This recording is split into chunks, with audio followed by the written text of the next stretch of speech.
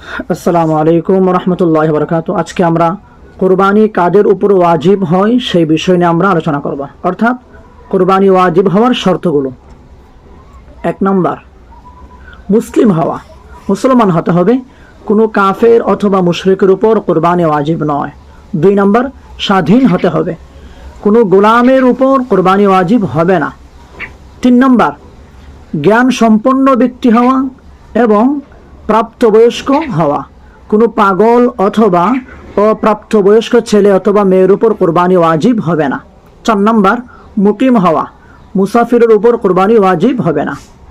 5 নম্বর, ধনাট্যবান হওয়া, অর্থাৎ 52.5 তোলা রূপা অথবা 7.5 ভরি স্বর্ণের মালিক হওয়া, অথবা এই পরিমাণ সম্পদের আর্থিক মালিক হওয়া।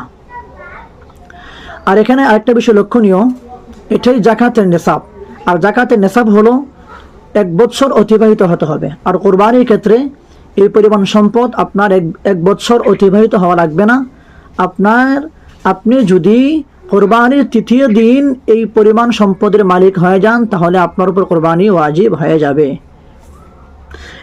আরেকটা বিষয় লক্ষণীয়, আপনি প্রথম দেখবেন স্বর্ণের নেশাব আপনার হয় কিনা। যদি দেখেন স্বর্ণের নেশাব হচ্ছে না, তখন আপনি রূপার নেশাব দেখবেন। যদি রূপা না থাকে, রূপার সমপরিমাণ টাকা আপনার কাছে থাকে, তাহলে আপনার উপর কোরবানি ওয়াজিব হয়ে যাবে।